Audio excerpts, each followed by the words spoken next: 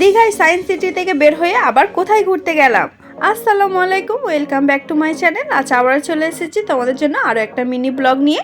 তো তোমরা তো আগের পার্টে দেখেছো যে আমরা সায়েন্স সিটিতে এসেছিলাম।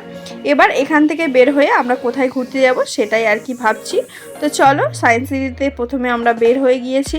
তো বের হয়ে কিছুটা হাঁটলেই ঢেউসাগর। তো আগের দিন যেহেতু ঢেউসাগরে আমাদের সেরকমভাবে ঘোরা হয়নি, তো ভাবলাম যে ঢেউসাগরে আরও একটু ঘুরে আসি, যেহেতু কাছাকাছি।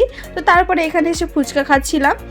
তারপরে এখানে অনেকটা বেশি ফাঁকা ফাঁকা লাগছিল, যেহেতু আগের দিনে অনেক বেশি ঝড় বৃষ্টি হয়েছে।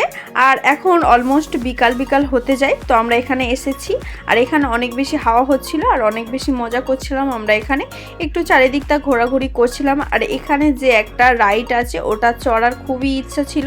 আর এই যে দোলনাটা দেখতে পাচ্ছ, এটাও চড়ার খুবই ইচ্ছা ছিল, বাট এখন আপাতত বন্ধ আছে কোনো কারণবশত।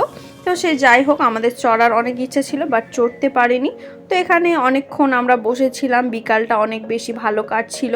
তো এখানে আমরা ভাবলাম যে সানসেটটা দেখে তারপরে আবার এখান থেকে বের হব, অন্য কোথাও যাব। আর দীঘাতে আমরা এতবার এসেছি যে আমাদের আর কোনো ঘোরার জায়গা বাকি নেই, সবটাই অলমোস্ট ঘোরা হয়ে গিয়েছে। তো সেই জন্য আর ভাবলাম যে আর বেশি চারিদিক না ঘুরে এখানে একটু সময় কাটাই। তো কিছুক্ষণ সময় কাটানোর পর আমরা ভাবলাম যে এখান থেকে বের হয়ে আমরা আরও অন্য কোথাও যাব। তো এখান থেকে এখন আমরা বের হয়ে যাচ্ছি, আর এখান থেকে অলরেডি আলোগুলো জ্বালিয়ে দিয়েছে আর অনেক বেশি ভালো লাগছিল।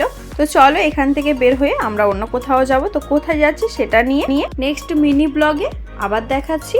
তো আজকের মতন এইটুকু, আবার দেখা হচ্ছে নেক্সট মিনি ব্লগে। আল্লাহ হাফিজ।